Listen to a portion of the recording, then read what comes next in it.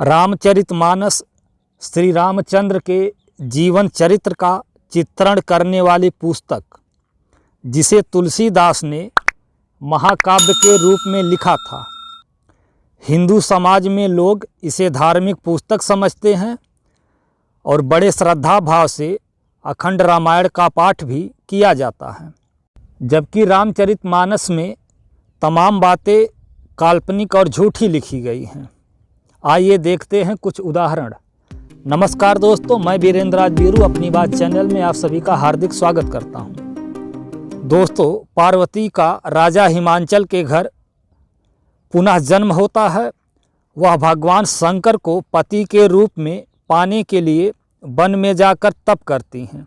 देखिए, रामचरितमानस में लिखा है, नित नवचरण उपज अनुरागा, बिसरी देह तपहि मनु लागा, संबत सहस मूल फल खाए, साग खाए सत बरस गवाए।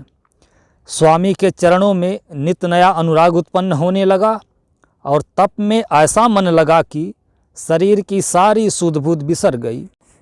1000 वर्ष तक पार्वती ने कंदमूल और फल खाया, फिर 100 वर्ष साग खाकर बिताई।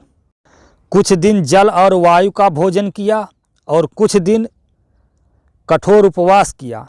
जो बेलपत्र सूख कर पृथ्वी पर गिरते थे, 3000 वर्ष तक उन्हें खाया। देखिए, माता पार्वती ने कुल मिलाकर 4100 वर्ष 4100 वर्ष तक तप करती हैं। इसके बाद शंकर भगवान से उनका विवाह होता है, लेकिन अभी तक पार्वती के माता पिता राजा हिमांचल और मैना रानी जिंदा हैं, जो पार्वती का विवाह भगवान शंकर के साथ कराते हैं। पार्वती के माता पिता तो साधारण मानव थे, उन्होंने अमृतपान तो नहीं किया था, फिर वे इतने वर्ष तक जिंदा कैसे रहते हैं। आपने प्रसंग देखा होगा कि शंकर भगवान जब बारात लेके आते हैं तो पार्वती की माता मैना रानी उन्हें देखकर डर जाती हैं। तो बताइए कि 4100 वर्ष तक पार्वती के माता पिता कैसे जिंदा रहे थे, जैसा कि रामचरितमानस में तुलसीदास ने लिखा है। अब दूसरी बात देखिए, सीता स्वयंवर में धनुष यज्ञ का प्रमाण।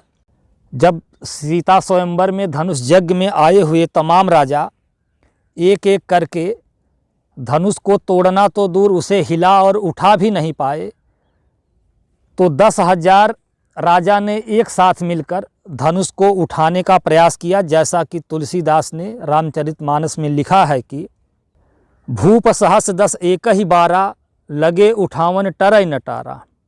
तुलसीदास ने लिखा है कि 10,000 राजा मिलकर एक ही बार में धनुष को उठाने लगे।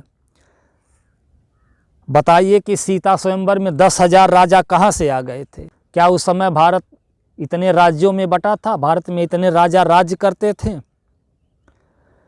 और एक छोटी सी साधारण धनुष को 10,000 आदमी एक साथ कैसे पकड़कर उसको उठाएंगे?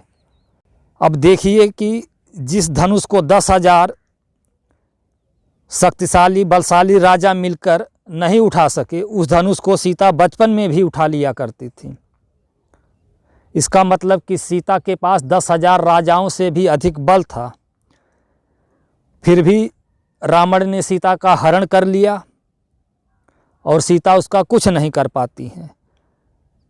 लेकिन बाद में रावण को एक तिनका दिखाकर भस्म करने की धमकी देती है, जैसा कि आपने रामायण में देखा होगा। तो दोस्तों, यह थी रामायण की कुछ बातें। अब आप ही निर्णय कीजिए कि यह सही है या गलत। वीडियो देखने के लिए धन्यवाद। नमस्कार।